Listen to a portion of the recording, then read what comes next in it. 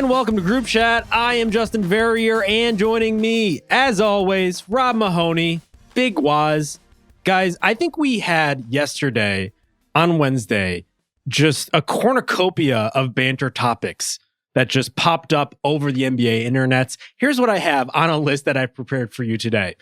NBA Centel, gone. And quite frankly, good riddance. Paul George quits podcasting to focus on his championship run.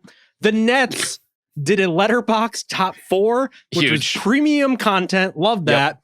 Speaking of the Nets, Killian Hayes, a starting point guard in the NBA yet again. And yet we cannot talk about any of them, or we can just very quickly because we have a lot to do today. We do. And look, I don't want to be the traffic cop here, but somebody's got to keep us on time. And there's simply no room for banter because, Justin, you have proposed for us a massive redrafting project in which we need to get through many, many picks and many, many draft classes. So, I mean, is there anything you want to say quickly about any of this stuff? Well, I have to say, I also grew a proper mustache and nobody recognized it last time on the pod. And I'm sorry. I've been smarting ever since. The fans definitely did. Did they? Waz sees me as a fellow mustachioed fella. That's true. I recognized it. I kept getting mildly distracted by. I'm like, wait, just like there's still facial hair elsewhere, but the stash is prominent. I was kind of analyzing it. That's right.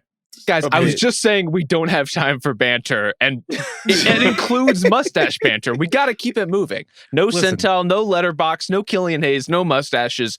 We got to get into it. All right, you're right. We are doing Redraftapalooza. We are going through the past 5 drafts in the NBA. So 2020 all the way up to last year's draft, 2024. We are going to reselect the top 5 picks in each of those drafts. And now you might be thinking, especially if you're Rob, what does that mean? Does that mean that we're all going one by one? Rob basically almost had an aneurysm after we tough scenes. We proposed this, but we're just going through basically the top 5 players of these previous drafts, just to recalibrate what we would think about these crops of players based on current information. Well, at the risk of having another aneurysm, I would push back even on that because I don't think we are necessarily ranking the top 5 players, but the top 5 prospects, right? It's like, whose future would you invest in? Not necessarily who is the best right this second. Yeah, I looked at it from this point onward. And obviously, past results factors into that, but it's all about looking to the future with a lot of these guys. And so let's start with 2020, a draft that frankly might have just a handful of options on the board here because what a wild time that was. I remember going into that draft, prospects couldn't even work out for teams just because of COVID restrictions. Fortunately, I think they got the number 1 pick right there, Anthony Edwards. I assume all of you guys have him. Locked and loaded. Okay. Number 1 with a bullet. It's not even I didn't even think anybody seriously challenged the notion for me. Nope. I think 2 and 3 could get a little spicy depending on how you guys are looking at it. Could they? I would say 2, 3, and 4. Wow. Ooh, okay. Waz, what do you have at 2? I kind of went back and forth with this. But ultimately, I went with the numbers. I went with the sort of most malleable, it feels like, of the 3. And I went with Tyrese Halliburton as my number 2 pick here. I understand he's had his ups and downs. I understand that, the defense has been a problem. It's probably going to be a problem his entire career. But at the end of the day, if you look at Tyrese Halliburton minutes on the floor, he's just constantly impacting winning.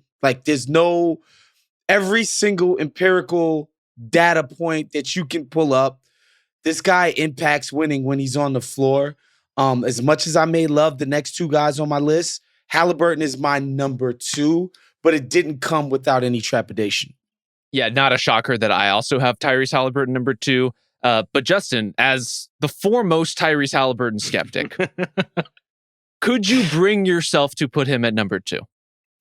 Man, am I the biggest hater? The biggest Halliburton hater? I think generally speaking, biggest hater, but certainly of Tyrese Halliburton.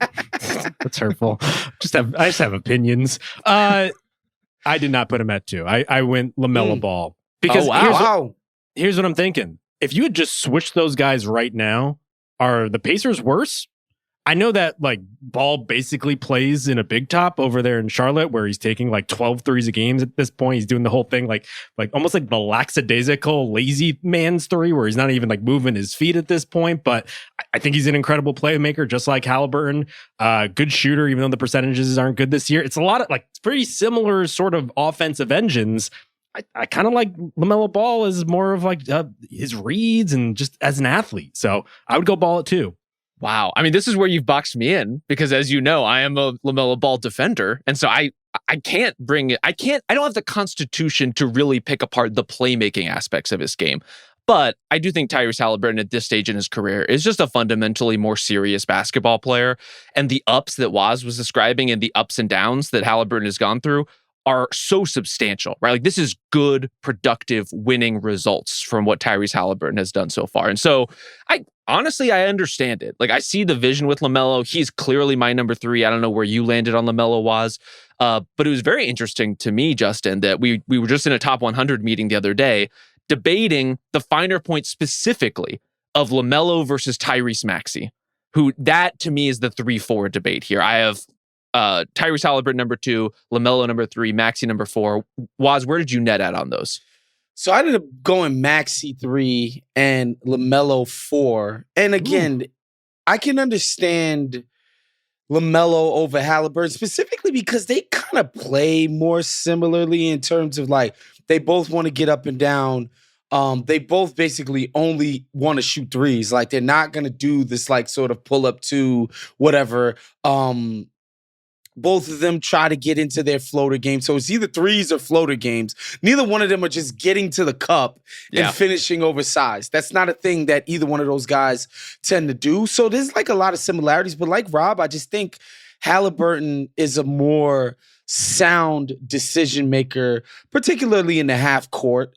Whereas, and I think LaMelo, like physically, he's a bigger player. So there's like this potential that he could one day be a more imposing kind of defender.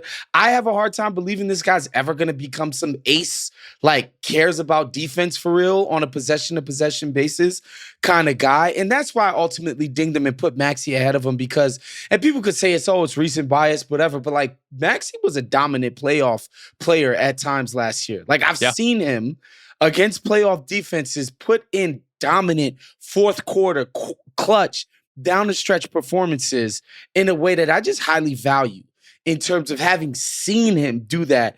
Whereas LaMelo Ball is like, telling dick jokes after post-game interviews. Like I can't, I just had to ding him for that, for the lack of resume. For the dick jokes? No. Come on. No, of course not. No, nobody's a bigger dick joke promoter than me. But enthusiast, aficionado, if you will. I just think the lack of resume in terms of serious basketball, even when you get down to playing in the goddamn Australian League or New Zealand, wherever the hell he was before he got to the NBA, right? I just think he's never played in any serious hoop games. And so I just, got him at 4 for that. Woz, when you described yourself just now as a dick joke aficionado, it awakened a memory in me. Did you guys happen to see Austin Reeves on the podium? I believe it was Dave McMenamin posed a question to him, including the word aficionado. Austin Reeves blanched at it and got a little educational lesson in the middle of the press conference as to what an aficionado was. We're out here educating the youth. I love that. Yeah. So I have Maxey 4th. I think, Rob, you probably would as well, right? Yep. Maxey's an interesting case, and I also think a lot of this is recency bias, where if we had done this maybe going into the season, maybe would have looked at things a little bit differently.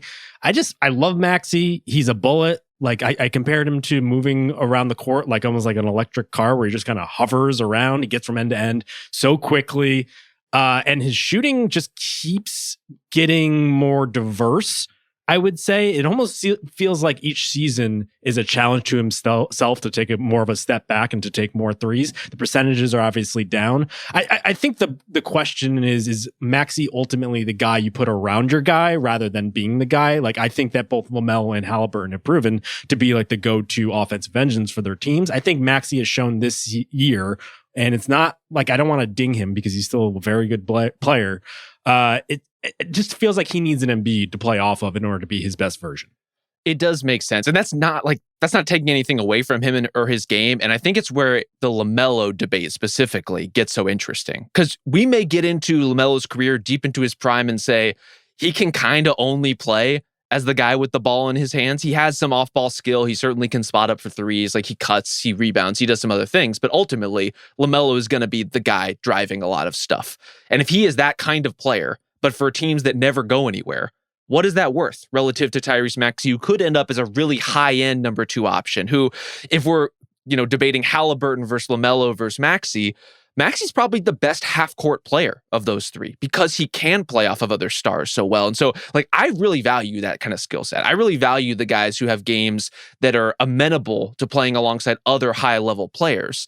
I just think Halliburton is kind of the best case version of that because he enables those other high-level players as much as playing off of them. And LaMelo's ceiling is so much higher, I think, than Maxey's is. What concerns me with Maxey is some of what we've seen this year, which is if he doesn't have those stars to play off of, all of the scoring that he's able to produce, all of that speed, all of that skill just doesn't lift your team anywhere. And I'm open to that argument for LaMelo as well. But for Maxey, I feel like it's kind of front and center with his game right now. Yeah, and Maxey, the team was not built for Maxey to take the reins as a soloist this season, right? He's kind of been thrust into this situation with ill-fitting pieces. Yeah. I think if a team was like, look, we want to optimize what Maxey does in terms of the caliber of the type and style of players that we put around him, I think you'd see a better outcome than what we saw this year, where it's just like, look, we know it was supposed to be Joel and Paul George sort of, easing the burden. But that's not what happened. And I think his efficiency has suffered for that. But for me, again, I think Maxey, just with the experience, his ability to just get by anybody. So I don't care if you got a set half-court defense or not. This guy's going to get downhill on you. Yep. And if you try to go on the screens, this guy will murder you from 3. I love the guy. And yeah, it's just LaMelo. I get the tools. I get the production that he's had this season. But like Justin said, if this were October, I don't think LaMelo would be number 2 or 3 or on any of our lists. It's an interesting comparison between LaMelo and Maxey because on the one hand, Maxey defensively can only get to a certain ceiling because he's just so small. He's like 6'2", maybe 200 pounds at this point. LaMelo probably won't get to his defensive ceiling for other reasons, more personal reasons. And so it's like, do you want the guy who's going to probably try his ass off but isn't physically as imposing? Or do you want a guy like LaMelo who just probably will never get it, but is so tantalizing that you probably want to take the pull no matter what? Well, also, with all due respect to Tyrese Maxey, will he try his ass off defensively? He's not exactly a demon out there. He hasn't. Maybe he if he hasn't been. Yeah, maybe if he isn't playing 40 minutes a game is literally the only offensive player on the court. Counterpoint, though, you work for Nick Nurse and you play for Nick Nurse right now. You're going to play a lot of minutes if you're Tyrese Maxey. So that's his reality, like it or not. He can just hope that Paul George and Joel Embiid are healthier going forward in a way that can alleviate some of that pressure. Joel Embiid currently scrounging through Europe looking for doctors to just give him just breakthrough surgeries. That shit is dark. But number 5 is interesting. I considered 5 to 6 players here. I ultimately went Desmond Bane though. Yeah, I did not consider anybody else. Yeah, it's disrespectful to not pencil in Desmond Bane. I like Desmond Bane. He leaves me a little cold. I'm going to be honest. Who are your other Maybe candidates? It's more of a me thing. I have on this list Denny Avdia, of course. Okay, stop. just stop. Jaden McDaniels, Onyeka Okongwu, Emmanuel Quickly, Devin Vassell. It drops off pretty quickly, but I think McDaniels and Avdia are in the mix. No, they are not. Daniels, they are. I can understand somebody saying, look, Daniels as a huge wing, really good defender, occasional shot maker. That's a valuable thing on a real team in terms of Daniels, pick the top 4 in both conferences. They could both easily use this guy. They'd be getting 25, 26 minutes on the top 4 team in both conferences, right? That's an important kind of player to have. But Bane makes shots, can dribble the rock. It's a good case. I got to be honest. Valuable skill set, it turns out. Yeah, I didn't consider those other guys at all. I think it's Bane. Like, I mean, we just talked about it with Maxey too. The scorers who can play with other scorers and who can kind of accommodate that and flex their game in and out, in both inside and out, in usage, transition, half court. Bane is so versatile in terms of the kinds of shots he can create and make that I think he's the only pick here at 5. I think he's a really good number 3 willing to start option. fights with people every other game. I love that. Sure. Yeah. When has Denny Avdia done that, Justin? He's got big guns. You could put him on just like a calendar if you want to go through every player. Sure. Give him a month. Fundraising is important. A real beefcake out there. Put him in a fireman helmet. Just coming up with $1 billion ideas. Yeah. Yeah. Do you have any like short list of guys beyond maybe who I mentioned? I think you went through it. Like Vassell, Quickly, and McDaniels are the 3 that jump out to me as being sort of the honorable mentions. It's also the kind of draft where you have to at least mention James Wiseman at 2, Pat Williams at 4. The specters of those picks are just, they loom so large. And Desmond Bane, I want to say not only is he a great player, but so many teams blew it on Desmond Bane, who went 30th in this draft. Like basically everyone had a crack at getting a player that good who every kind of team could use. And shout out to the Grizzlies, who have always historically, at least in the recent history, scouted very, very well and managed to bring in guys exactly like Bane, develop them well, give them opportunities. It's really worked out for him and them. I'm not telling anyone anything they don't know when I say that James Wiseman has been a major disappointment, but that might be the one thing in NBA history over the past, 5 to 10 years, where it's like, if that had gone differently, had they had drafted LaMelo or Halliburton or somebody else, like it changes the course of NBA history. It's like the pebble in the pond with the ripple effects just go so far beyond. It's wild. But or is it like a butterfly like dying in the woods, just in the jungle or something? I don't know that one. Butterfly dying. But like a butterfly effect kind of thing. Butterfly effect. Yeah, okay. Yeah. Don't kill butterflies if you're out there. Don't step on them. Wings. Don't do what does a butterfly do? It flaps its wings and we get nuclear war or something like that. That's basically it. Yeah. Did you see Rob trying to work around the fact that Denny Avdia is now a top 100 player in the NBA? I put him on my ballot. You're goddamn right you did. I put him on my ballot. Would he be the top 5 in the 2020 draft? No, he would not. He absolutely He's shooting like 33% from 3. Maybe. He's still a good player. All right, let's flip to 2021 now. This is where it gets really interesting, especially considering recent results. Pistons are on fire right now. Cade Cunningham also vaulting up our top 100 list, which you could look at theringer.com. Hopefully today. Had some technical issues, but hopefully you can check that out after you listen to this pod here. We probably redraft the top 5 of this draft every couple months. Yes. I'll be honest, on the podcast 3 times this season already. Yes. Am I crazy? Yes. I would do it every week at this point. This is the most redraftable draft. Yes.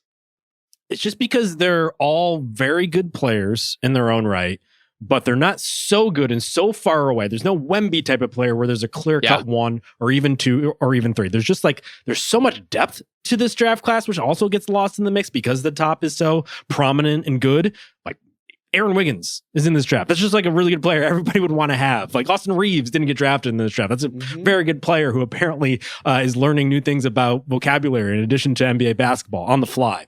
But I think last time we did this, I think I had Scotty Barnes 1. I do not have him number 1 now.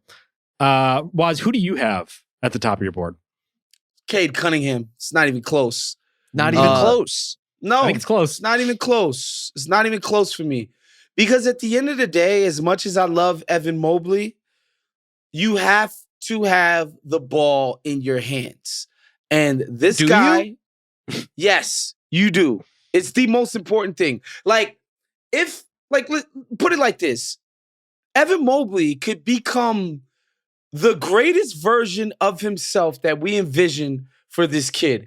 If they don't have something elite on the perimeter, it doesn't matter. It just straight up doesn't matter. And the things that Mobley will become elite at, you can try to put it together piecemeal via other parts of your roster. So to me, creation, playmaking, efficient one-on-one scoring all in one package, to me, that's always is going to be more valuable.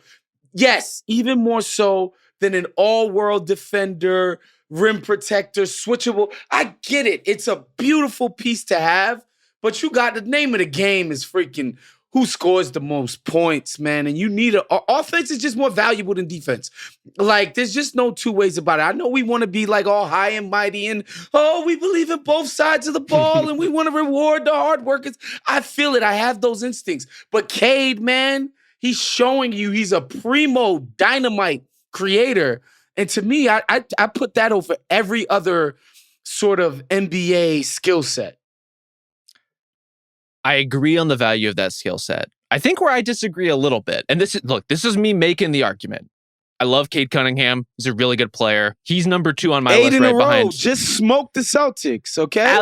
Absolutely smoked those guys. The Pistons are an average offense, and he is that average offense. He doesn't have a ton of help. Granted, if you gave him more help, gave him other creators to play alongside him, if Jaden Ivey had been healthy all season, maybe some of those things look differently.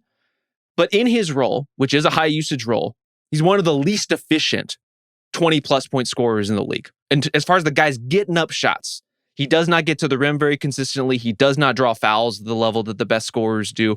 He creates a lot of threes, which helps boost the team's efficiency overall. But it's like, I think that's where I bump up against the wall a little bit. If this was a Nikola Jokic level shot creator, Luka Doncic level shot, let's say top 10 player in the league level shot creator, then I'm like, okay, that level of that skill set is just about the most valuable thing you can have. Being a pretty good to very good creator on a team that is a league average offense is persuasive to me, but not as persuasive to me as what might be the defensive player of the year in Evan Mobley now that Wemby is out of the race. A game-changing defender under any circumstances, and a guy who's basically averaging 20 a game while not having the ball, while learning how to kind of bridge the force and finesse in how he plays.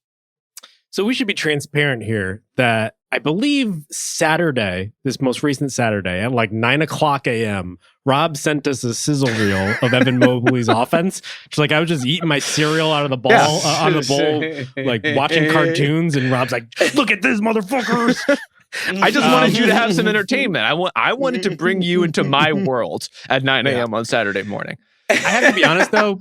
It was pretty compelling. Not only just like watching Mobley face up guys and just like get around them like he's a wing scorer, but also just watching him power through guys this season has been pretty goddamn impressive. He's freezing guys just with like just jolting them back like he's on the offensive line at this point. And so I have Mobley as well at number 1 for all the reasons you guys laid up. It just made enough progress offensively that like I do wonder if he was on a different team where he was a little bit more prioritized. Can he score like 25 and 10 and just be a little bit more than he was if he had the statistical production that I think is draws a little bit more attention? Like, would he be on a bigger stage than he is right now, just kind of doing all the dirty work defensively? And then obviously defensively, he's an absolute menace.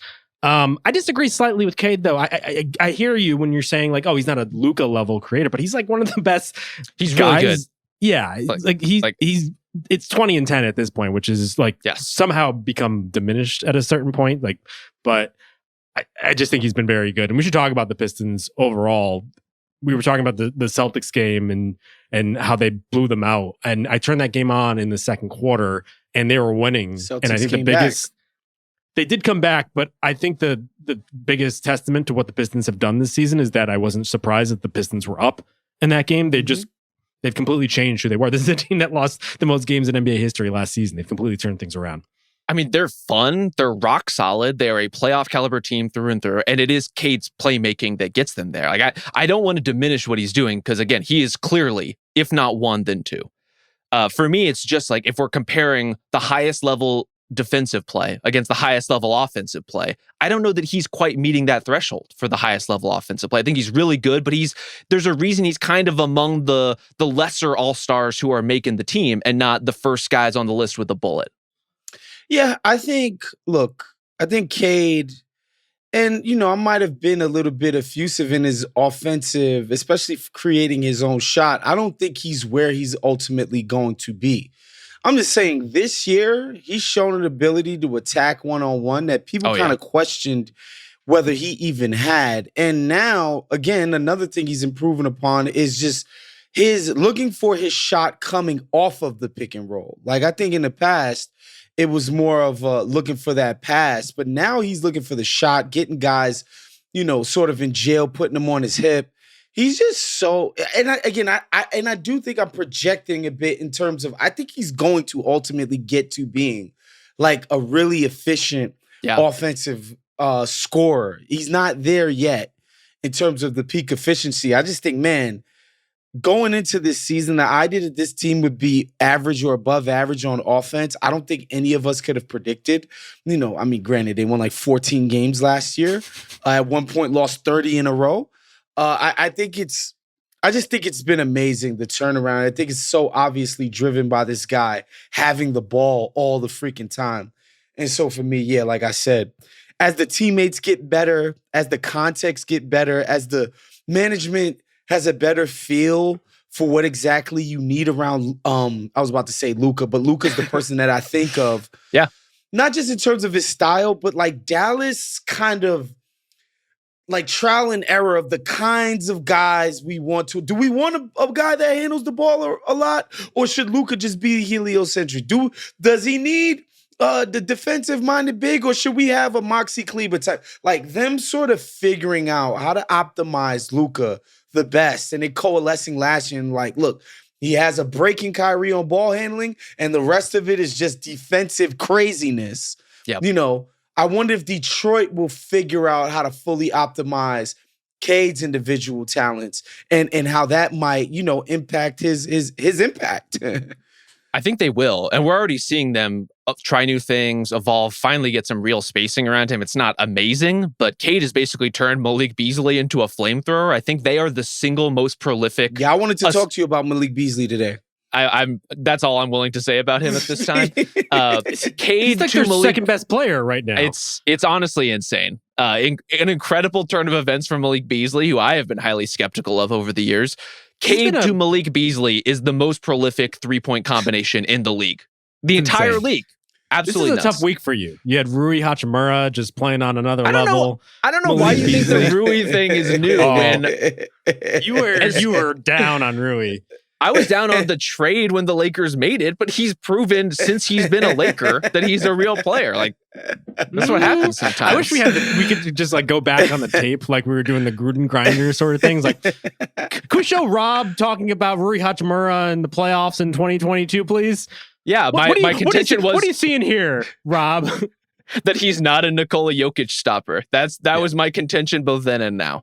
Yeah. So we need a chat GBT for our previous takes. We do not. We don't support that Gemini. Use of AI. Absolutely not. One thing to flag on Cade, again, not to discredit anything that he's doing. He has a level of injury risk that Evan Mobley historically to this point has not had. This is a lot of games. Basically the first healthy season of Cade Cunningham's career, and we may look at that as a Steph Curry-like blip at the beginning, and then he takes off once he's finally able to be consistently healthy, or it could be the kind of thing that dogs him for a long time. I really hope it's more the former. All right, so we both have, or all of us have, Mobley or Cunningham 1 and 2. Yep. Waz, who do you have at number 3? This wasn't really that hard for me, to be honest. I've turned around on this kid. It's Franz Wagner.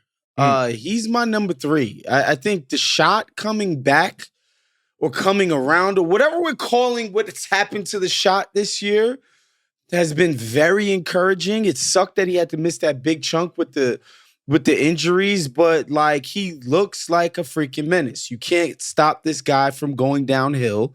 He plays his ass off on defense. I don't think there's any question about that. Oh, yeah. Not afraid to fly in there to grab some Rebs as well. I just think Rebs? He's kind of I don't know why, but I love Rebs. Rebs. Why are we calling him Rebs all the time? I don't know. It's something we used to say when I was way, way, way younger, but it just came to me, the Rebs. He's not afraid to get his nose dirty, cleaning the glass. I just think he's an all-around player. Who doesn't possess like some great weakness. Like you can give him the rock, he can dribble the rock, right? Like the threes, again, it bears mentioning the Magic were building a goddamn project, okay? I'm talking about government housing in the freaking playoffs, all right? It was horrible what these guys were doing, but France this year it's respectable. Nobody was asking this guy to be freaking Reggie Miller out there, but it's respectable. And you combine that with his relentless, rim attacks. To me, he's my guy. The three has been patchy. It is respectable. Sometimes he's hit some big ones, some big shots over the course of Orlando's season. People He's had gotta some guard him. I think they do, and I think where I'm struggling with his shot a little bit, and I love Franz's game. I also have him number 3. Admittedly, 3 to 4 to me is really splitting hairs. There's two guys here I think who are very, very close. I lean Franz a little bit, in part because, look, one of the times we did this exercise was in the middle of the Magic winning a ton of games in like December, when Franz was the clear number 1 guy when Paolo Banchero was out of the lineup. And he looked very comfortable doing exactly that thing. And ultimately, I think he's going to get to the place where he's comfortable doing that. He's comfortable playing off of Paolo and picking his spots. You already see those elements of his game. He's great in transition. He's great in driving, as Woz laid out. The shot is a bit of a wild card, and he's had some down months recently that are discouraging given the way he started. But ultimately, I still think he is not a bad shooter. And I think it is going to, I do think it's going to course correct over time. I know the percentages aren't quite there. I know clearly there's a confidence thing with him where he's just going through these ruts and having trouble kind of climbing his way out of them. But the playmaking is what it is. The relentlessness to the rim is what it is. That's really hard to get. And he's a player who just has a great feel and understands kind of how he fits into things. Yeah, when we last did this, I think I also had him below Scotty Barnes, who I assume is who you guys have at number 4. Yes. Yeah. And part of that was just because it was so new. And the Magic didn't have anyone else to turn to at that point. Paolo was out. And so he was having a great moment. I was worried how much of that was going to continue, especially once Paolo was back in there. The fact that he's the one who has acquitted himself while Paolo has just not gotten right. I don't know if there were obliques or like one was just worse than the other, the injuries that they both had. But Franz has been able to rise above the mosh pit that is the Orlando Magic offense in a way that Paolo has not. And so I got to give him credit for that. He's a big, strong guy who's like shown another level of playmaking this year. I think if you wanted to lean Barnes, though, which in the past I have, is because of that playmaking. He's just like an excellent passer for his size. My thing with Barnes was going into this season, who I have number 4, as I mentioned, I was hoping he could be more of a shot maker. And I don't want to just like completely I think rest he was everything. hoping he could be more of a shot maker, Justin. Yeah. I don't want to rest everything on the 3-point shot, but that's just such a huge thing for his development because it's obviously going to filter in to everything else that he does. And also like it really just calibrates like what he can be on offense for your team. Can he be a number 1? And if he's going to be your go-to ball handler, like our team's going to respect that? Are they not going to just like crash the paint and make things all difficult for all these other guys you're trying to bring in there? So I ultimately went Wagner 3, Barnes 4. Rob, where are you? I'm the same. Woz, what are you thinking at 4? Yeah, so I reluctantly put Scotty Barnes there. And that's because I think Scotty Barnes is going to be a reluctant 2. I think he's somebody who sees himself as an offensive engine, as a give me the ball for the lion's share of the possessions kind of guy. And I don't think his team will ultimately be served by that. And so that's why I'm like, man, like, obviously he's shown more than the next 2 guys that I had, in the mix for this. I think he's shown more, a little bit more than one in particular. But in terms of who I like and who I'm like, look, this guy is a clear number 2. And he's going to become an elite level number 2. I don't know that Scotty Barnes possesses that. I don't know if that's in his mind frame yet. Maybe one day he'll wake up. Maybe Toronto will one day acquire a guy who's so clearly number 1 that Scotty Barnes will have to get his act in order, right? But as it stands right now, he can make the argument that he's the best player on the team, and so therefore he should be controlling a lion's share of the possessions. Yeah. I mean, he is the best player on the team. Yeah. And even though they have some diversified playmaking, it's going to get even more complex when they start incorporating Ingram next season. Ultimately, he does feel like he's pressing a little bit. The Raptors are also a team where he should be pressing a little bit and figure out what he can and can't do. Find those limitations. I think there's costs for that for a player like Barnes in terms of the efficiency. Like, he isn't naturally a shot creator in the way that some of these other guys are. And Franz has had to learn some of those elements too. Like, he's not the most natural, like, pound the rock, create a step back jumper kind of player. He's had to sort of find that part of his game. The Barnes versus Franz debate, though, to me is so much about, like, Scotty has this nebulous, like lump of clay potential. He can do so many different things theoretically. You see flashes of them, and yet when you're practically thinking about where do you actually put this guy on the court, what kinds of players do you surround him with, what kind of role do you want him to play? Those are more complicated questions, and I think there's a clarity with Franz that I lean towards a little bit. That clarity may trade off on potential. Like, Scotty Barnes ultimately may have a higher ceiling if you get everything exactly right. I just don't know how to get everything exactly right with him. And so I lean Franz a little bit while still not so reluctantly putting Scotty at 4. I think he's had a pretty good season amid a very weird Raptors campaign overall. I think his defense has been a lot sharper. I'm still very impressed by Scotty Barnes. I just lean Franz a little bit. Yeah. Scotty sparks the imagination in a way that a guy like Franz probably doesn't at this point, which honestly is a little bit to his credit because he's clarified who he is as a player right now. Yeah. 5 is interesting. I think you could go a lot of different ways here. Rob, who do you have? Alperen Şengün. Oh, okay. Is that I even wasn't spicy? expecting that. Really? No, he's in the mix for sure. I wasn't expecting that. It's not spicy at all. I actually have Şengün, but it's technically, for me, it's on a technicality. And to be honest with you guys, what is the technicality? I wanted to put Jalen Johnson above him and Scotty Barnes. Okay, you can. He just does not play.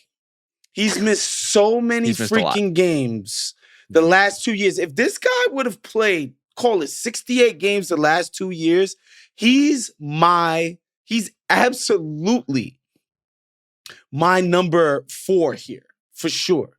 But because of the injuries, man, and it's just been every single season of his career so far, like, it's been major injury after major injury. But like, had this guy been healthy, I'm putting him over Barnes. I'm putting him over Şengün. I just think, for me, in my mind's eye, he is that perfect number 2.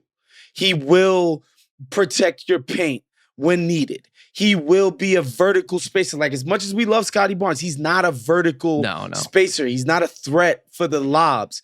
The guy has touch. The guy has feel. The guy has, a playmaking ability. He's not afraid to get his driving game going. He has a high motor. I mean, we've talked about Jalen Johnson in the past on the pod. Like, he's just freaking potential personified.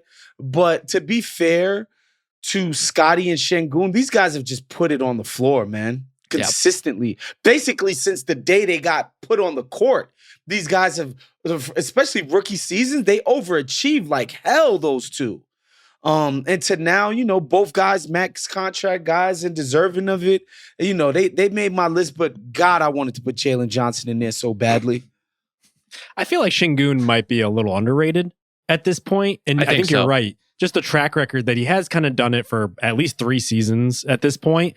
And the big thing is just the fact that he's become credible defensively, maybe even beyond that this season, is just a credit to like his progress. I didn't think he had it in them. Obviously, I think Udoka just switching up like how they're using him defensively have certainly played to his strengths. Like, I always thought he was going to be the type of guy who's smart enough and just had like good enough hands that he can contribute enough so that like the hounding defenders that they have on the perimeter would do most of the work. I think Şengün has been pretty good, pretty solid, and that's just like another level that he just unlocked. And I almost wonder, like, what else does he have? Like, can he get a 3-ball into the mix, into all of the other stuff that he's doing? And then does that open up stuff for him more as kind of like a rim pusher and whatnot? Like, there could be another level to his game. And so for that reason, I certainly consider him at 5. I ultimately went Johnson for all the reasons was outlined, but Şengün has been damn good this year. Yeah, I think as far as the Johnson comp, like, Şengün is 19, 11, and 5 right now. He is much more the reason that Houston's half-court defense is credible and passable than he is what's holding them back from not being elite and not contending at the highest levels. Like he's what's getting their heads above water on a lot of these possessions, and just in terms of the way that offense functions. So I give him a ton of credit for making the most of a pretty funky team that has some pretty weird spacing and some odd lineups at times, because that's what their personnel is. And Şengün can thrive even in those circumstances. I think the one thing I'm a little worried about with him this year, and it's probably just kind of a fluky down thing for him, is he's been a little less consistent on the like weird drives that he has and the little like in between shots. That's kind of been the bread and butter of his game. And he's just not hitting them as consistently as he has in the past. And so there is a dip that comes with that in terms of the efficiency, but he's an important playmaker. He's structurally crucial to the way the Rockets play. And Justin, as you kind of laid out, I put myself in the camp that thinks of him as more than credible defensively. I think he's really stepped up on that end and has become like an active contributor to one of the better defenses in the league. I think if you were to build a team, though, is where I ultimately lean Johnson, where it's like Şengün, I still have the problem of like, if I'm building around Şengün, do I have to actually build around him? Can I like use him to augment what I actually have? Yep. Whereas like if you were to flip the spots, like Jalen Johnson would fit into what Houston is doing. Is Şengün and Trae Young going to really get me very far? I just don't know. And so Johnson is just like the prototypical power forward with wing level athleticism who in his own right is a really good passer and creator. So that's why I went Johnson. The list is long as hell. Get at the long him, list Houston is very Twitter, long. because y'all some of the most savage on Twitter. Get at this guy, please. I have Jalen Suggs also in the mix, who somehow his value is increasing as he just continues to nurse his injury. Yep. They need him so bad. Trey Murphy, Josh Giddey. Yep. Have you guys seen Josh Giddey this year? He's not in my mix. Okay. He's not in my mix. Non-honorable mention, I don't think. I have a new Jalen Josh Green Giddey is in my mix. Okay. Now Woz is just he's just appealing to the Houston fan base. There you go. He's in my mix. He wasn't gonna be my number list. 5, but he's a credible mix guy. You got to think about it. It's post All-Star. He's playing well yet again. That's true. Justin, I would like to hear this revised Josh Giddey take. What do you have for us? Thank you, Rob, for saving me. I think if Josh Giddey was drafted 16th as opposed to 6th, we looked at him completely different. I think all of the reasons people don't like Giddey are the expectations thrust upon him and how much you have to pay him because he was set at a certain amount, and thus you don't go down from there, especially after you trade for him if you're the Bulls. I think if he was like an undrafted guy, if he was like a European guy, you're like, oh, this power forward passes like a point guard, and now he's actually hitting his threes. He just does so many in-between things that I like, but like you're not going to rely on him for anything. As soon as you're relying on Josh Giddey to do anything, then it becomes a disappointment. But like, he's helpful as all hell. This is where your argument falls apart, is because Alperen Şengün was the 16th pick, and he's more than helpful as all hell. He's an actual player who you do rely on. So granted, the Euro comp stands, but guys in the mid first round of the late lottery do have sometimes distinguished themselves in that way. I just think Giddey got moved by OKC, who notoriously is obsessed with their own freaking farts when it comes to draft picks. They moved him because they were like, we don't have a use for you. You need to have the ball in your hands. We can't optimize you. We have 2 guys who are clearly way better with the ball in their hands. We got to move you. The Bulls are like, look, we'll change your context. Let you have the ball, space, big, spacing kind of bigs. And then what happened? He's thrived. Has he? In a very bad environment where they are tough to watch right now. I don't know that anyone in Chicago is necessarily thriving, but he's thrived. He's had his moments. But Giddey was not in your mix. He's good. But was he in your mix? In my mix for like the top 5? Yeah. Did you actually think about it? No. Okay. I think he's more in like the top Thank Christ. 10 to 15. I'm just sure. going through the Yeah, line. He's in the top 10? Yeah. This is a pretty deep draft He's not class, in the top honestly. 10. He's not in He the might top not be 10. in the top 10. Yeah. As I'm And looking Not at again, in the top 10. top 15. Yeah. Because Herb Jones, I overlooked. Herb Jones. You mentioned Trey Austin Murphy. Reeves up top, who went undrafted. Yeah, Suggs Austin and Green. Reeves. Come on. Aaron Wiggins?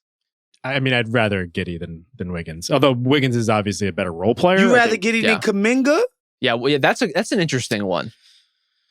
No, absolutely not. Absolutely. I think they're actually. Remember, Giddey They doesn't both have guard problems. anybody either, and he doesn't try to. Jonathan Kuminga thinks that he's Kobe Bryant, and he's That's actually not good. Sean not Kemp. great. I mean, Sean, look, if he was Sean Kemp, that would really be something. That's my guy. So another thing I want to say about this draft, it's super deep. All the guys we just mentioned, some other guys, Santi Aldama, Sam Hauser, Deuce McBride, Trey Mann, like these are like Jay Huff, like these are useful NBA players. Alvarado, full court fits alum, Davion Mitchell. Wow. What I do want to say about this draft class is I think that like in fans' mind's eye, when their team gets a draft pick, they think they're going into a draft that's as deep as this. Yeah. That's what they think is going to happen. When the truth of the matter is, you usually get 1/3 of this amount of legitimate NBA players in a given first round draft. It's These true. guys are all going to be second. These guys are all going to play in the league 8 to 10 years. There are good actual players in the 40s and 50s in this draft. Like Aaron Wiggins is a great example, but not just him, but like Neemias Queta, like Jared Butler, Delano Banton. Like these are not necessarily high-level role players through and through, but guys who you would Isaiah not mind having on your Jackson. roster. Isaiah Jackson's a good player who unfortunately, like James Wiseman, is hurt. Like Pacers big men cannot catch a break, but there's a lot of good stuff here. Quentin Grimes. This Shout out is to a Quentin hell of a Grimes. draft. That's right. I'm going to be Uh, honest. If you told me on my team I could have either Josh Giddey or Corey Kispert, I think I might take Corey Kispert. Oh, get out of here. That's ridiculous. I'm just putting it out there. Mine too. No. I'm just I throwing might it too. out. All right. I Well, might you too. were right about how this podcast was going to be 2 hours long because you were fucking minutes. Oh my god, it's going to be so long. All right. All right. 2022 NBA 22, draft. baby. I still feel the same that I did going out of this draft, which is that if you are starting your team, you want Paolo Banchero. If you already have your number one, you want Chet Holmgren. Do you guys Yep. feel any differently? I'm in the same boat. I mean, that's the way it went at the time. I must confess, guys, I've adjusted my top two. I got J-Dub as my number two. Whoa. Just straight up. Again, Wait, behind Chet or No, he's behind Paolo. And it's Okay. again, it's the same principle. It's like Paolo and J-Dub carry the rock. They, and J-Dub in his case and Paolo too. These guys are hell of a defenders. Hell of a team guys. I just think the offensive shot creation stuff cannot be understated. And, maybe I'm prisoner in a moment, Chet with the injury stuff again. Yeah. Yeah. Another year, another major injury being dealt with. Love Chet. He's obviously clearly my number 3. But I think J-Dub has kind of leaped him. And if like, gun to his head, Sam Presti, if you were like, you have to trade one, J-Dub or Chet, who do you think he's trading first? J-Dub. I think he's trading J-Dub. Just because If he I has had to guess. Shea in the top. Yes. Has Shea, I think But what Chet represents, while I agree with you, he's not a guy who's dominating the ball, creating in the way that J-Dub does. If Chet hits his potential, and he might, like he's already well on his way, he's already an amazing rim protector, he's already a credible threat from 3, he can already put the ball on the floor a little bit and make some things happen. If he becomes what he can be, it is so enormously valuable for the Thunder in a way that J-Dub, if J-Dub becomes a really high level creator, another like superstar level creator, that's super valuable. But you do already have Shea. So there is some built-in redundancy with those things that I think has to be accounted for. as good for as me- J-Dub. Yeah. Go ahead, Jess. Sorry. I was just going to say, I think J-Dub despite being clearly better right now, also a little older, and is just not as unique as Chet is. Like, how do you find another 7-foot shot blocker who could step out to three and handle the rock a little bit? Like, it's just like there's nobody out there like there, even despite the fact that our bigs are coming into the league more now with more skills. It's just like Chet's a one-on-one. So I'm always going to lean to that. I think for me, it's the idea that the Thunder could just go out and get Hartenstein at a, not a discount, but like it's not the end of the world that Chet Holmgren doesn't play an entire season. And it's because they were able to go out and just effectively get a replacement center. Just go out there and get somebody who could do enough rim protection, clean your glass enough, not just get completely blown off the ball when he's guarding the best post players. And ultimately, I don't think you could do that with what J-Dub does. I don't think you could just go out in the offseason and be like, look, I got to supplement what J-Dub does, even around Shea, and I'm just going to go out in the market and get, an all-star wing in his 20s or whatever the case. Like, I just think it's way harder to replace. And so as much as I love Chet's versatility, again, maybe it's just my big man bias, man. Clear, like you have an agenda today. You just you can get their shit piecemeal. You can get it from different segments of your lineup and different segments of the league. I don't disagree. I think the gulf between Chet Holmgren and Isaiah Hartenstein, who I like quite a bit, is more significant than you're laying out here. Like, the Thunder are still amazing, even with Hartenstein out there. They're going to be amazing if they have good bigs out there. Isaiah Hartenstein is not a pick him up off the scrap heap guy. He is a very good, I think in the top 100, we have him around like the 60 to 70 range as a player, ranked in the entire league. He's making $30 million a year. Like, they were able to get him because of their unique financial situation. Yes. Not because those guys are shit just out. Yes. How many teams could use an Isaiah Hartenstein, frankly? And it's the Thunder's great luxury that they have both of those guys and can, slow play Chet's recovery from injury, let him take his time, get him back when he's feeling right, and now play those guys both together and separately. Ultimately, I just think, I love Chet's game. I love his edge. I love what he can be. Oh, yeah. And if we're betting on potential, I think J-Dub is probably a little closer to the best he's going to be than Chet is closer to the best he's going to be. He's done. You're clipping his literally wings. He's did no longer not going say to fly. that. He's no longer going to fly, Thunder fans. I do think you're starting to see signs that J-Dub might be brushing up against how well his efficiency scales. His whole thing was just that he takes very good shots and he makes almost all of them. And now I love the versatility, both offensively and defensively. We should point out that he was playing center for extended stretches earlier this season. You're not just going to go get that anywhere. But I think this postseason is going to be big for really kind of calibrating where he is as a player right now, because I think the Thunder are going to need him. And last postseason, you could write that off as maybe being first postseason, just getting through the jitters. Him playing at an all-star level in those series, in a second round series against the Lakers, for instance, that could be the difference between the Thunder winning a title and not. Yep. And so we should say, let's just stop here. We love both of these guys. These guys are awesome and fun, and the whole let's do group interviews stuff is very, very cutesy, and we love it.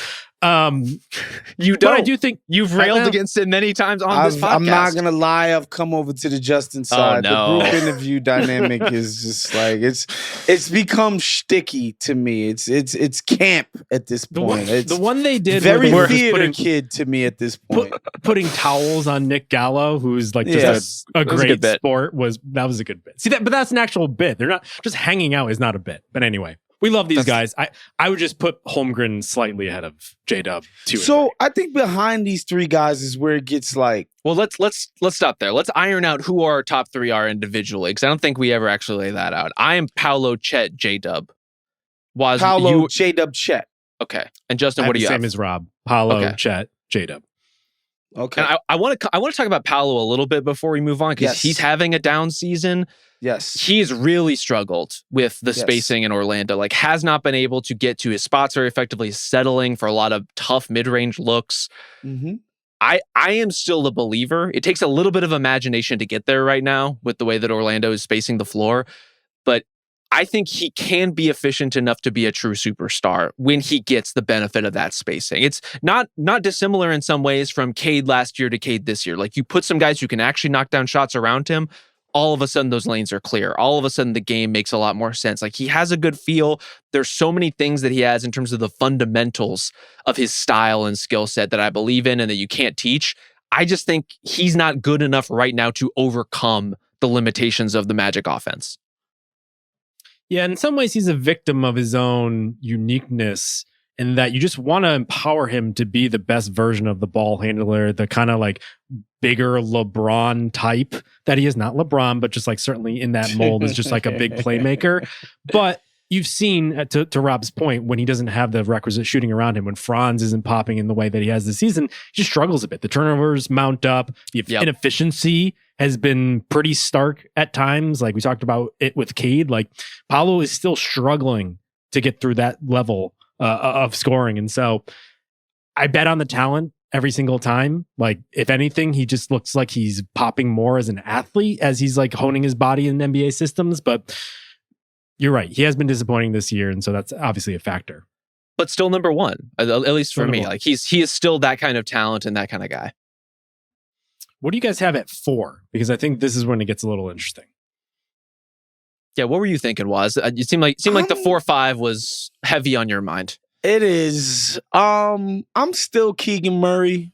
Still holding out hope that Keegan Murray can ultimately fulfill his destiny as, the sort of movement shooting, occasional ball handling, quick hitter passer, just the ultimate IQ guy. It's just a matter of when the shot is shotting and when it's not. Because when it's not, he just feels kind of useless, right? Like, it's not like he overwhelms people with that athleticism. He needs to be leveraging that shot, in conjunction with the IQ. But I'm still a believer, man. And more so than guys like Jabari Smith, quite frankly, who are, he's basically the opposite of Keegan Murray. It's like a lot of physical stuff, hard work and all of that. But like not the best feel guy, not the highest IQ guy specifically on offense. But I still like Keegan Murray, and Dyson Daniels is my number 5, man. I put Dyson Daniels I'm so proud as of my us. number 5. I dropped Jabari out. I get it. And I know he still has his major fans. And I'm just like, he's kind of positionless. He's, at first it was like last year and 2 years ago, it was like, oh, is he best suited at the 5? Is it 4? We know he's not a 3 because he can't dribble for shit. The shot comes and goes. Like, Jabari has just never been my favorite. I love the tenacity on defense. I love that this guy cares. I love that he plays with a high motor. It's just, he's never really put it together for me. Whereas Dyson Daniels, when I watch this guy harass all of the best perimeter players in the NBA relentlessly, guys, some of the best ball handlers, shot creators in the league, I'm watching them be like, I'm not dribbling it up the court this time. I'm going to let my other guard dribble it up. I'm going to get a screen, get myself some room. Like, yo, he is insane at what he does. Then the offense, the shot has to, but he's driving with more confidence, even taking it with more confidence. He's rounding out my top 5, y'all. I know I went on a lot, but yeah. Oh, yeah, you're good. I also have Dyson Daniels, but I have him at 4. I have another player at 5. Even freakier than me, okay. Even freakier than you. Another player at 5, and then I have 4 honorable mentions, and none of those players are Keegan Murray. I'm going to be honest with you. I want Keegan Murray to happen so badly. Like, I want him to be good, and I reluctantly, over the course of this season, have been putting him more in the in our dude index, a little bit more as a player than a guy. Like he just might not be a guy. He's a perfectly worthy part of your rotation.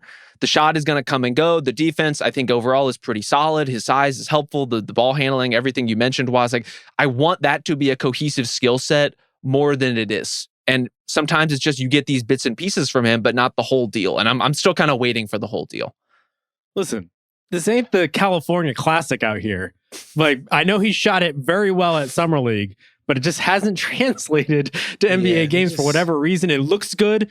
You expect it to happen every single season, but it might be like 5 to 10 years into his career where he's still not making these shots. We're still calling him a shot-making 3-and-D type of wing player. And so I get it, but... And we should mention, like, 2022 wasn't that long ago. We're still banking on potential for a lot of these guys. Of course. Yeah. And, like, what they could ultimately be. And that's why I had Jaden Ivey number 4 on my list. Ooh. Unfortunate injury. I'll be honest, I wasn't a big Ivey guy coming into this season. It just struck me as a lot of an older type of drive the ball, guard off the bounce that might struggle to play with, especially a guy like Cade who needs the ball in his hands. But like the shooting is for real, and he's been able to work that athleticism and kind of meld into what Cade and what they're doing as a team. And so being able to thrive in a team context has me looking at him a little differently. And so I would bet on him as a talent in the same way that the Pistons did when they were drafting him to begin with.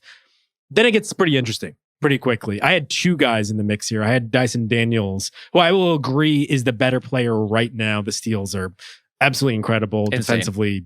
He might be on the short list for Defensive Player of the Year. I haven't looked at it, but he's certainly going to get some looks on that. And definitely all defense, I would think. Even on a positionless ballot, he's going to be an all defense lock. Gotta be all defense. But unfortunately, if we're drafting from this point forward, I have to mention, just because of where I am, I do think Shaedon Sharpe is a talent unlike anything you've seen. He had 38, 8, and 5 last night against the Wizards. So this is a lot of recency bias. He also had the dunk of the year, which he pretty much does once a month. That was really something. I gotta say, I love when guys successfully land the dismount, but I also love when they dunk so hard and so aggressively they cannot land on their feet. And Shaedon Sharpe occasionally does that, and it's spectacular. Listen, he's not good. Like right now, he is not playing particularly well. He's coming off the bench because he won't guard.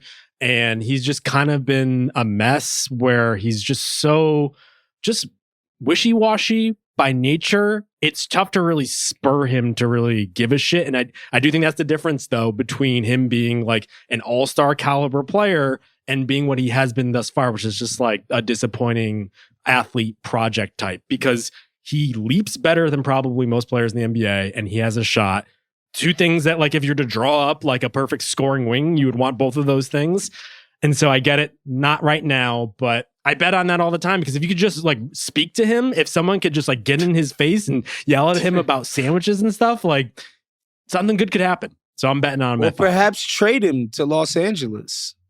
Maybe that'll kick his butt into gear.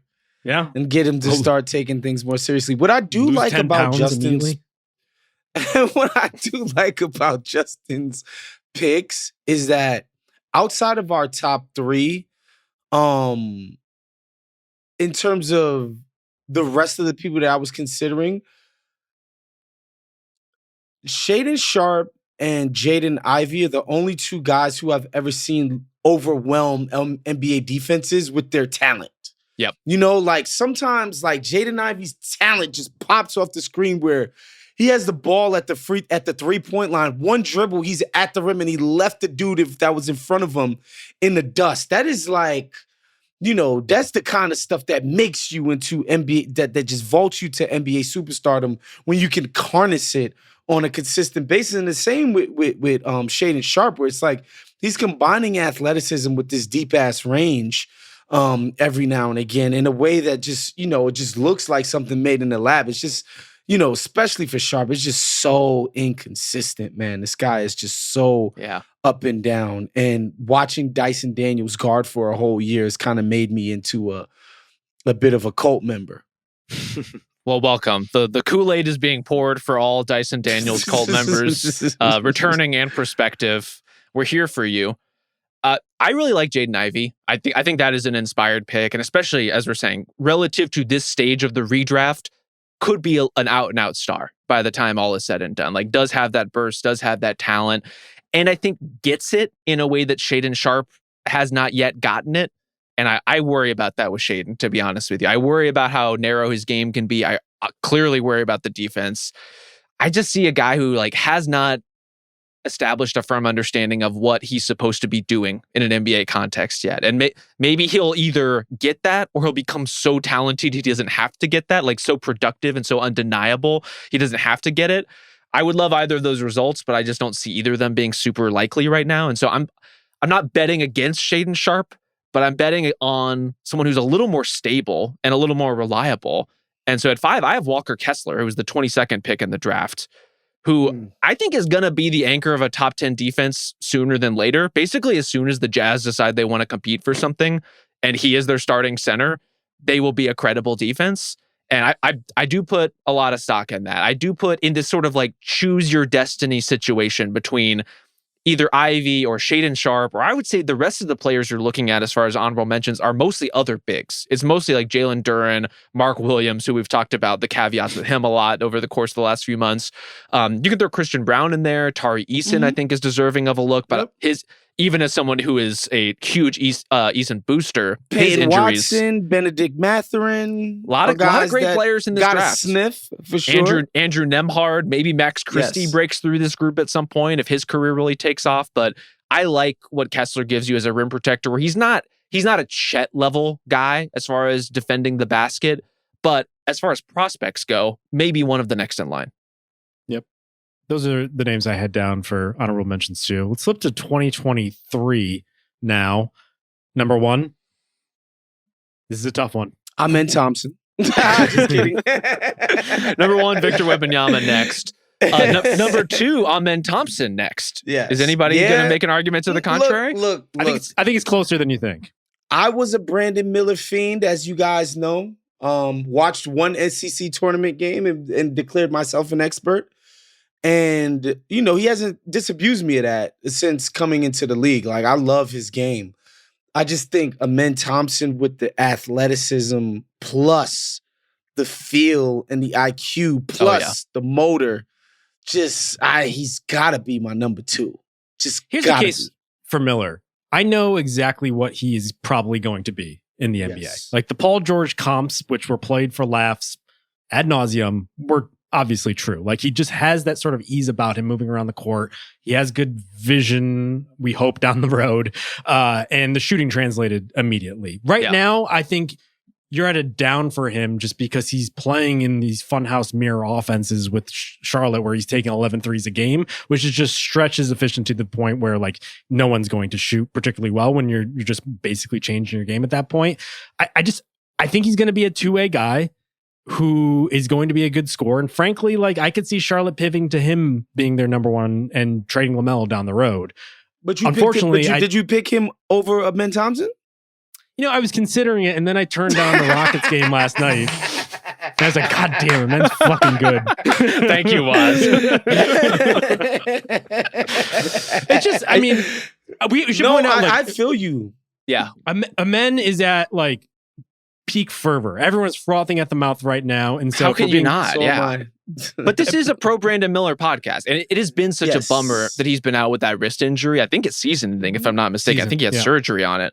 So very tough to not have him get these developmental opportunities when he's shown so much already. I think the thing you said, Justin, that sticks out to me is the 2-way nature of his play, where when we talk about the Paul George comp, it's all about the fluidity, the jumper. But he has some young Paul George defensive chops too, like a really good instinct for how to pressure. He actually puts in work and plays up into guys, which is not something that everyone on the Hornets does.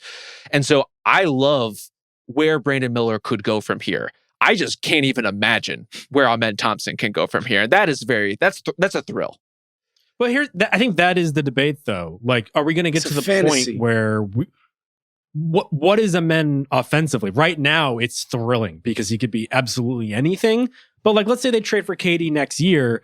Is it disappointing when like we need Amen to hit a 3 and he's not doing it? Or like, hey, Amen, like create some offense. And it's like, he can, but like maybe not into the level that you need him to. That's the case. I still go Amen over Miller, but like you really need to find out who he is offensively because obviously defensively he's just an absolute menace. Hold on, I'm getting some data from Amen Thompson Propaganda Central. Are you aware, Justin Verrier, that this month, the month of February, Amen Thompson shooting 35% from 3? 35%. So league average. Look, that is the highest of all high water marks for a Thompson brother. Dude, sure. This is just the beginning, man. I'm telling y'all. I think ultimately like he's going to be one of these guys who gets to the basket, a Jimmy Butler type. That's what I think he can be ultimately. A more athletic, explosive Jimmy Buckets. That's what I think. Yeah. No, he's never going to be, some world-beating shooter, 48% from the corners and all of that stuff. But in terms of having the ball in his hand, being a forceful downhill type of player, forcing the issue down there and overwhelming defenders, absolutely think he could be a Jimmy Butler type. JV, when we did the mailbag the week you were out, someone asked us to predict the 2030 first team All-NBA. And I put Amen on my list. Do you think that's crazy that he could be a first team guy by 2030? I mean, if this podcast is now one of the more prominent media entities out there, yeah, I could certainly see it. I thought you were going to ask me our influence, you mean? Yes, that's right. I thought you guys were going to ask me how many chicken nuggets I could eat in one sitting. That's already been asked and answered. We know that one. Okay, so our top three, we all have the same top three. Yes. Yeah. Victor, Amen, Brandon Miller. I think 4 is pretty chalky too, but you guys may feel differently. 4 was chalky for me. Maybe not for Derek you. Lively. Derek Lively at 4. That's easy for me. That was done. That was just easy for me. Don't love the injuries, but no. Don't love the injuries, but what I do love, just rim protection, playing space out on the floor, rebounds, vertically spaces, has good hands, decent touch around the basket. Just literally needs to get stronger. Like, he gets some strength to him, man. This guy is going to be so freaking good. I end up going with Scoot at number 5. Let's go. Whoa. I wanted to take Asar Thompson, who's been emergent, I feel like, in the past month or so. Don't worry, we're going to talk about him some more coming up. I think Scoot has finally looked like an NBA guard. Finally. And in both his shot selection, his shot accuracy, it's just coming along slowly but surely. Yeah. And so he earned my number 1. Because this, again, his role is being defined in a way that Asar's isn't yet. And that's why I went with Scoot. I think Scoot has recalibrated his ceiling to where, if you had asked me this earlier in the season, I might say like maybe a bench guy, to I think he could be a pretty good starter at this point. If anything, I think that's the most likely outcome at this point. This guy works hard. Like, I think he's a good kid who is about the right stuff, who wants to be very good. And in times, like, I think he hasn't lived up to his reputation, in part because he's so hard on him. And I think things kind of spiral pretty quickly. But you're right. I think once he got the shot down, you've seen things kind of filter from there. And so, like, I think scoring at the basket is still going to be a pretty big hurdle for him.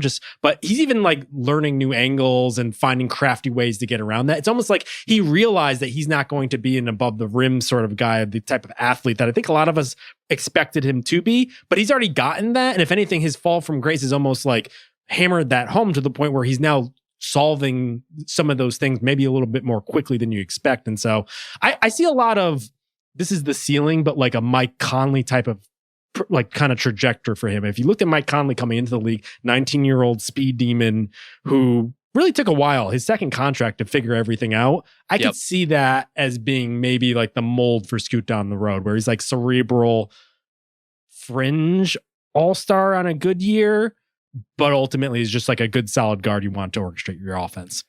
I love the sound of that. And I think to the extent that he's shown any of that capacity so far, it's been in fits and starts with the floater. You know, like he is learning how to navigate when he isn't getting all the way to the rim, like what he can do. What are his options? What kind of point guard can he realistically be? I love the way you laid that out, Justin, because you have seen a transformation in his game. And overall, a great couple months from him now, where he is stacking good week on good week on good week. That's really reassuring. The turnaround with the shot, which is, I would say, one of the most dramatic of any we've seen in the NBA this season in terms of his building confidence as a three-point shooter, that's starting to feel real. That's starting to feel concrete. That's starting to feel like the kind of thing he can use as an anchor for the rest of his game. the reads are kind of what I have my eye on. And that's where, you like Mike Conley doesn't probably get enough credit for just his ability to cleanly facilitate professional level offense. And Scoot Henderson is figuring out how to do that. And I've loved what we've seen from Scoot this year. It's just that the bar coming off of last season was so low that I don't think I would take him in the top 5 if we're going to redraft this group. Yeah, I agree. And so I think there's a couple of different guys you could look at here. I ultimately went with Asar just in the hopes that he could be something close to Amen. Same. Yeah. And him just like jolting Jason Tatum and having him like just doing dance moves out there last game is certainly a compelling case. And this has been, not only is Scoot having a great time in 2025, this is probably the best offensive month of Asar Thompson's career so far. He's looked really good and really active as the Pistons have been figuring things out offensively. His ability to work off of Cade is what always catches my eye. Like, he's such a smart cutter. He knows how to leverage the fact that teams aren't guarding him against them. Like, he's getting that kind of first step before he even gets the ball from Cade on the cut. And so he's just catching everybody by surprise every single time. The one that hurt me was not being able to select Cason Wallace in this spot. I love Cason Wallace. But if you're thinking about these great defensive guards and wings, Asar Thompson is a potentially pretty special defender and maybe already a pretty special defender. And Cason Wallace is a very good, very tenacious one, but isn't bringing you the size and the flexibility and the mystery box kind of potential that Asar Thompson does. He's not above Bilal Coulibaly for me. No? Cason Wallace, no. That's disrespectful. No, I like the talent with Coulibaly. Yes. I do. I love the talent with Coulibaly. He's certainly an honorable mention. Asar, though, like, I've been trying to parse the difference between him and Amen a lot this season, like figure out like what it is that separates these guys. And what I have landed on is that Asar Thompson plays more like a wing than Amen does. And Amen plays somehow simultaneously both like a point guard and a center. And that's what makes his game so strange. And Asar, by contrast, can feel a little more conventional defense first wing who can't quite shoot yet. Like, we've seen that prospect before, but the similarly out of this world athleticism just applied in slightly different ways still is a really intriguing prospect. Man just has way more juice with the rock in his hands. Yep. It just feels like more dynamic. No Grady Dick love. Just kidding. Just wanted to say Grady Dick. He's on my short list. Anthony Black, man. You are an aficionado of a dick joke. I feel like he had a moment. I feel like Grady Dick being on the short list, get it?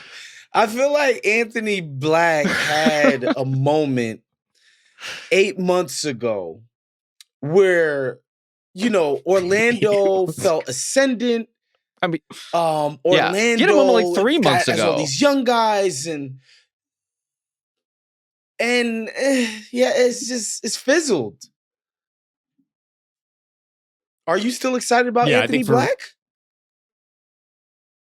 I'm a little wait and see. I like some of what he brings to the table, but he's another one of these guys who's a little hard to judge within Orlando's overall struggles and overall systemic concerns and overall lack of spacing. On another team, I think a lot of what he does would be a lot cleaner. Like, he is such a flow, open court kind of player, and they do not have a lot of flow or open court right now. That's right.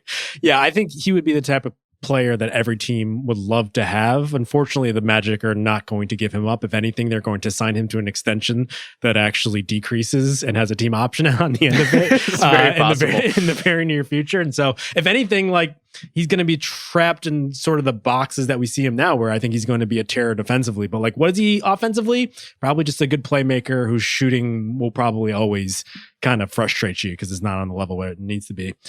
He's on my short list. Brandon Przemski playing inspired next to Jimmy Butler. So he's had a good 1 to 2 months at this point. Grady Dick I had. Taylor Hendricks, we should mention, didn't play this year because of the gruesome injury, but I think he was on the verge of turning the page there. Cason Wallace, Coulibaly, Tamani Kamara. I was about to say, I was waiting for it. He's good. I advocated for him as a top 100 player. Walker. Yeah. But the Taylor Hendricks, Jarris Walker, 8-9 picks in this draft, they do loom large as these guys who could have something to their games, but just have not had a ton of opportunity yet. One, because Taylor Hendricks is injured, as you said, Justin. Two, because Jarris Walker plays for Rick Carlisle, and that's sometimes the way it goes when you're a young player. So who knows what those guys will be? I honestly couldn't tell you. Rob, I noticed you haven't mentioned your favorite, that nice red, Keontae George. Look, I never claimed ownership of Keontae George's prospects. I never did that. That's $1 million idea, by the way. Keontae's Keontae. There you go. We're just throwing them out today. This is if you're a VC out there, you're getting a lot of good stuff from group chat. So the last one we have on the board, 2024. You can convince me of any 5 players who were drafted in the first or second round. Yeah. So Stephon Castle's going to be the rookie of the year. Is this better or worse than Malcolm Brogdon when he won it when Embiid was hurt that year? I looked at the statistical cases. They're actually pretty similar, but Brogdon made his 3 and Castle, if anything, he's hitting right on to the rookie wall. I feel like Brogdon was pretty old when he came out, though, right? He was. Yeah. So I guess that's the only freaking difference. Because, realistically, on a potential, nobody ever saw Brogdon as this guy is gonna just get exponentially better as his career progressed. Even as a rookie, it felt like, all right, he's like a nice, sensible player who kind of plays above his head for his age in the NBA, because rookie point guards usually just get destroyed and cooked, and he didn't. And so, we gave him rookie of the year in a weak draft class. I feel like Castle, people feel like he has a very high upside, which is exciting, to have Brogdon production as a rookie with all of that upside. But if somebody told me they would still take Sarr #1 overall, he's shown flashes of being a defensive, star. Keyword defensive. Yes. Defense only. Dick all on offense. He does have a decent little touch from outside. Who will probably be a catch and shoot 3-pointer shooter, maybe from the corners, maybe a little bit more. That this guy can stretch. Sarr. I'm worried about the stretch as the fulcrum of his game, right? If that's what you are on offense, you've got to be a pretty damn good shooter. And I don't know that he's ever going to get to that point. So he's still going to be in the mix here because he is a project. Clearly, he was drafted with that intention. Sarr is still so young. I do think Castle is probably going to win Rookie of the Year. I also have him just straight up #1 in my redraft. Because of that potential. I know it's an unconventional case a la Malcolm Brogdon, but I know a motherfucker when I see one, and this guy is a motherfucker. I love the energy and the edge and the way he plays the game. I love how much veterans seem to appreciate playing with him. And if you're going to chart the course for a player like that who has this great feel, who comes on the court and immediately makes an impact, I just kind of trust that the thornier parts of Castle's skill set are going to round out a little bit. The shot is not there, 28% from 3 this season. I think he's going to get a little better. I don't think it's ever going to be the centerpiece of what he's doing, but he's already a good driver. He's already a good cutter. He's already an in-your-face defender. I think he's going to have a better career than a Malcolm Brogdon type will. And so when we're looking back on Rookie of the Year winners, it's going to stand out a little bit less because I ultimately think he's just going to be a really good pro. Yeah, the shot is something that we're going to have to keep track of. Also, not really an explosive athlete in the way that I was expecting from him. I don't know. He wants to dunk on everybody. Yeah, but he doesn't have that just absolute step on the pedal, quick first step. The Jaden Ivey acceleration. That he doesn't quite have that. He's just a little bit more crafty and cerebral than I was expecting, but that's not necessarily a knock on him. I think he's actually quite good there. And for that reason, I would have him 1 too. He just has really good feel and being able to play off of veterans. And you're right, Rob. I think getting the Chris Paul seal of approval, I think that means something. And so definitely. I think he has the most potential, and if anything, probably the most productive, I guess we should say, of these players. And he was playing good on a good team for whatever stretch that was. I mean, the Spurs were in the play-in mix up until more recently. It is struggling right now. I do think he's hitting a little bit of a rookie wall. His minutes have kind of gone up and down as a result of that, but I still believe in him, so I still have him 1. I have Sarr 2, though. I also like in addition to, I think the shot mechanics look sound ultimately. I agree that maybe if he isn't shooting well, then what is he doing for you offensively? I do like that his athleticism is proportional to his size. I love this with bigs where they just they look and move more like a wing than a big man than, for instance, a Zach Edey. And so maybe I'm just caught up in that. The fact that he could be a 3-and-D center. I do think it's funny that we like bag on Miles Turner for being this exact player, but like Alex Sarr going number 2 in our 2024 redraft. But this is where the 2024 class is at this point. I think Miles Turner gets bagged on because the 3 and D never met on the axis. They were ships in the night. I don't know what happened there, but they really didn't meet. Never fucking met. By the time he became reliable, scoring and shooting threes and stuff, like the defense was just fucking gone, and it's sad.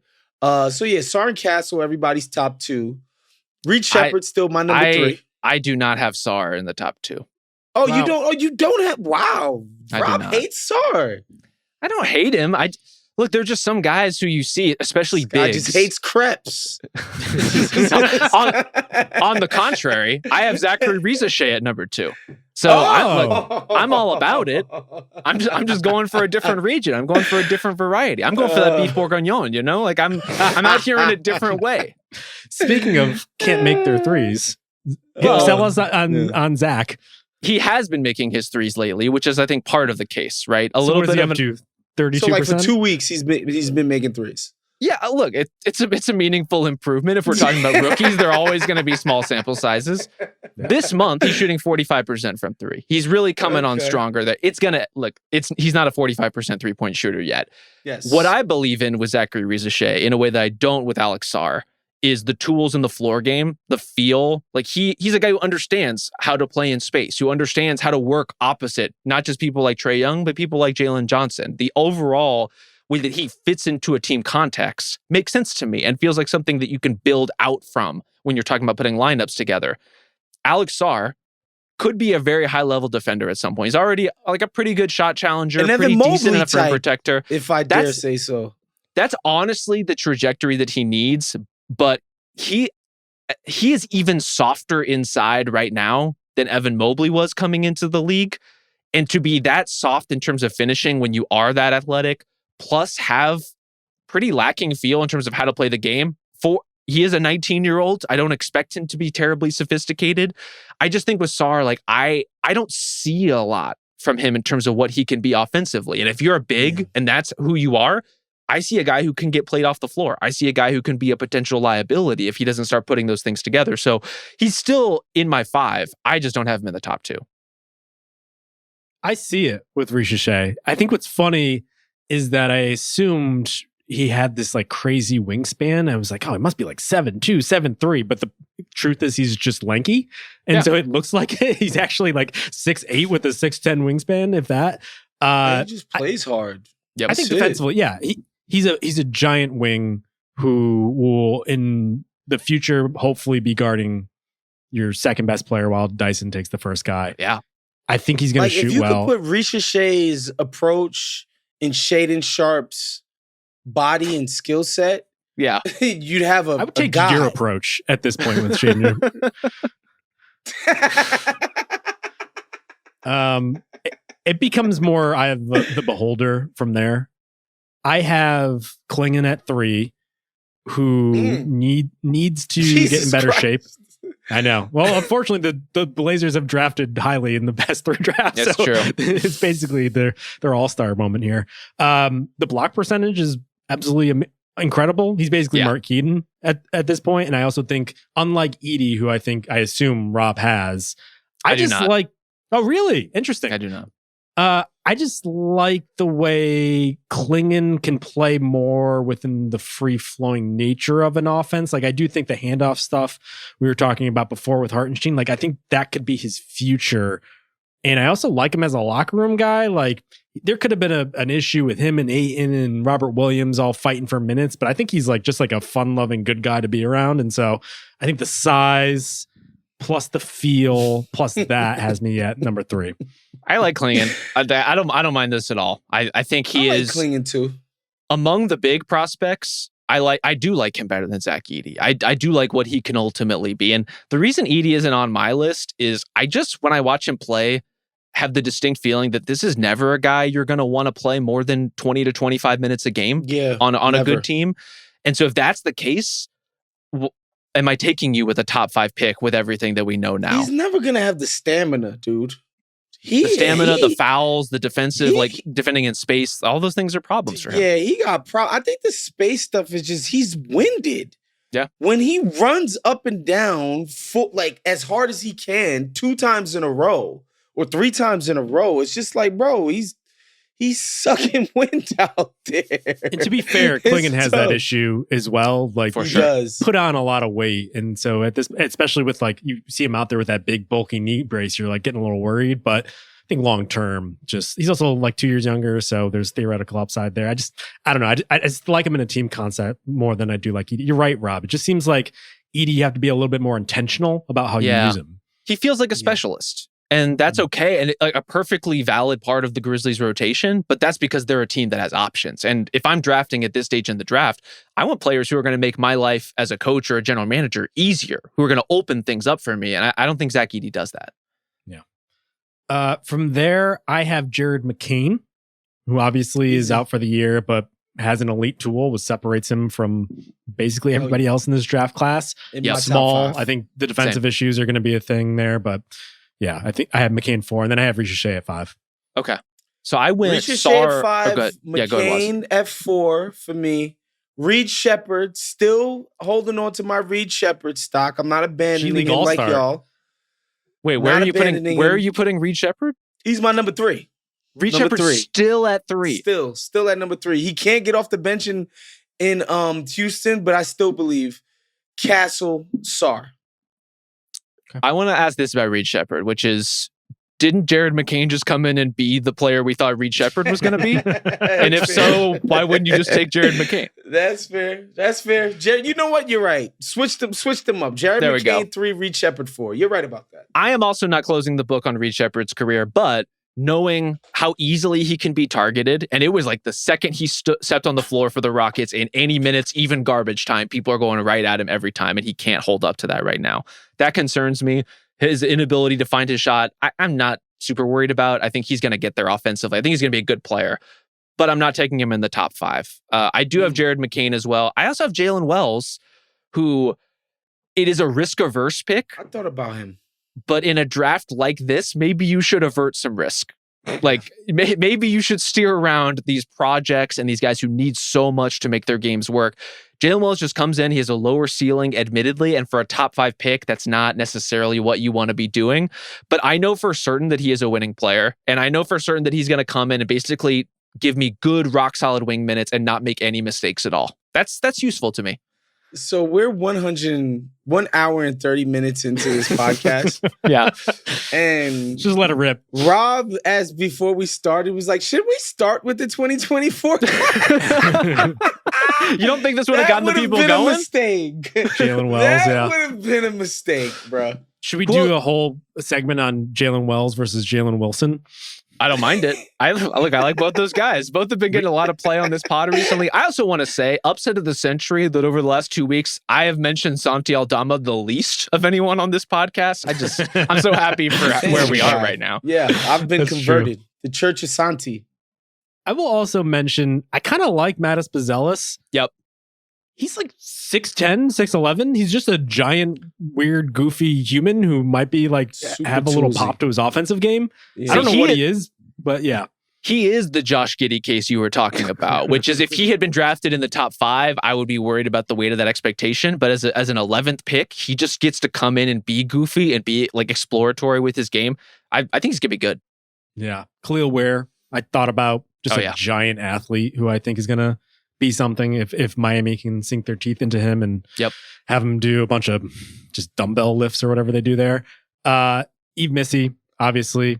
And Reed Shepherd, I will note, I feel the same as Rob does, where like I still like the talent, but I'm a little bit more iffy on him. I don't think he's done he doesn't get the benefit of the doubt because Udoka just bases things entirely off of defense. So very true. Because of defense being an issue, he's never going to play. And so like if he was on the Sixers, for instance, he would be their starting 2 guard.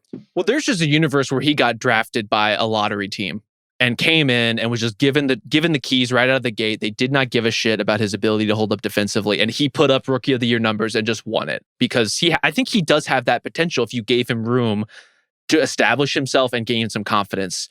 that's in short supply for the Rockets these days. And like, this is the struggle when you have a team that's that deep with not just good players, but good young players. Yep.